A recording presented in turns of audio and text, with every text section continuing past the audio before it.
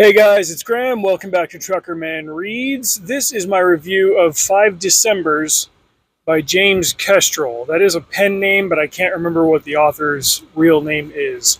I heard of this book when I was listening to the Ironside podcast last month. It's hosted by my buddy Brett Kane. I've been a guest on that show a couple of times, and I will be in the coming weeks. Brett found out about Fossil Force and reached out, said, hey, you want to come back on the show again? I said, sure. He's a cool dude. And Brett has recommended a couple of books to me over the years, all of which I've enjoyed to varying degrees. And this one is very much near the top. It is an historical fiction and it is a murder procedural, but it's not really like the vanilla entries that you get in those genres. I mean, no matter how you slice it. This is not a book that I would have picked up off the shelf, even if I'd gone into a bookstore, seen the cover, read the back jacket copy of it, and I think I would have been missing out bigly based on that. And so this is where I think recommendations from trusted sources really matter, because they can help you to catch stuff that you would otherwise overlook. It is set initially in Hawaii in 1941 on Thanksgiving. So do some historical math there and realize what's coming down the pike, what's about to happen to that place and to the characters therein. So our main character guy, his name's Joe McGrady. He's a detective with the police force there on the island, and he gets a call the week of Thanksgiving that they've got a dead body. And while he's investigating that, another one pops up, and clearly there's a pattern, something weird and fishy's going on. And in the course of his investigation, he realizes he's got to fly to Hong Kong to check out some leads. He flies out on December 7th. So, yeah. The news takes a minute to catch up to him, and by the time it does, Japan is making its attack on mainland China. Hong Kong is part of that operation, and he gets. I'm trying to decide how much to say here, man, because there's the murder mystery element of this, and like I said, there's also the historical fiction element of this, and I don't want to give it all away. But effectively, he gets removed from his life in Hawaii for the duration of the war. But the fact that he was working this murder case spares him from the worst of the prison camps and eventually helps him to get back to Hawaii 5 Decembers later and start putting his life back together. I will refrain from giving away anything beyond that because I really want you to go read this one and tell me what you think. If you've read The Winter Soldier by Daniel Mason, that's a book that I read, almost 5 years ago, and it immediately made my best of year list in 2021. I think I read it in January of 21, so that's why I say almost 5 years.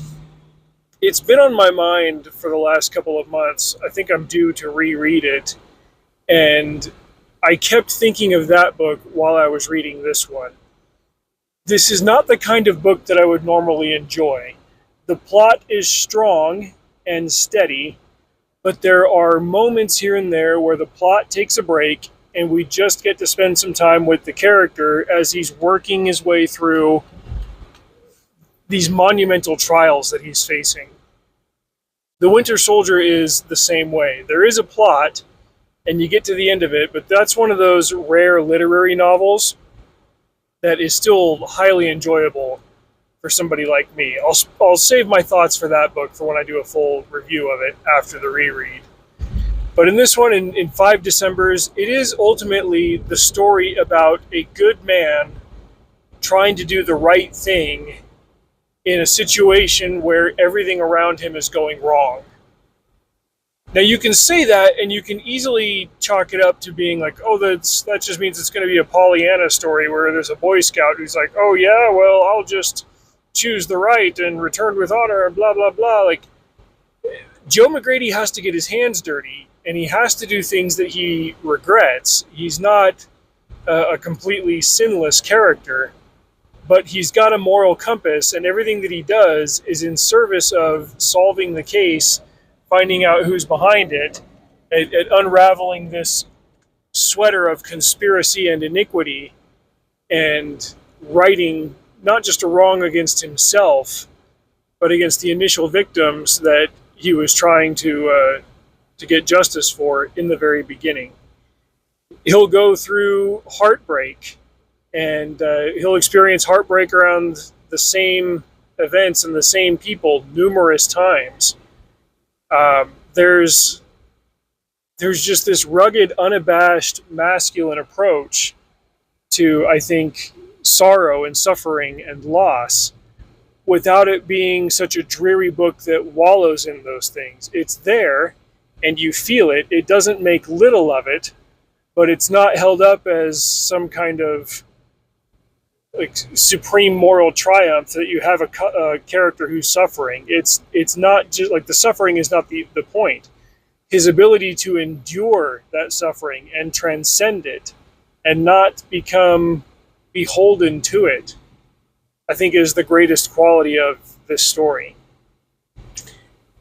Before you read this one, I do think you should go check out the Ironside podcast and find Brett's episode where he interviews James Kestrel, because if you see the speed bumps that his own personal life has hit, I feel like there are elements of that he was writing when he wrote this story.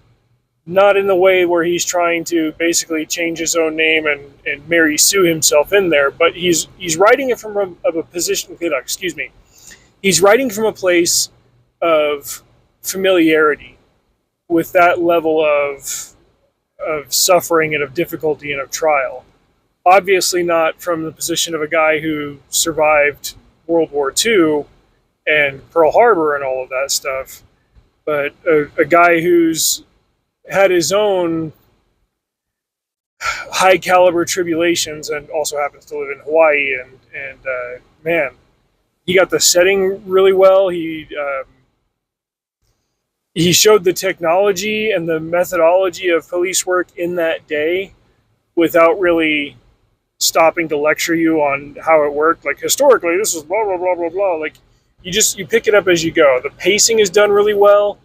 I talk a lot on this channel about books that nail the blending, the way that Rob Cruzy's books, you tend to blend several disparate themes and settings and items and stuff and put it all together really, really well. This one nails the blending of a procedural and an historical fiction piece and a literary kind of wandering self-discovery piece, I guess you would say, about a protagonist that is very admirable and that you can't help but root for as he tries to get to the bottom of this horrific thing that happened and all of the ramifications of it.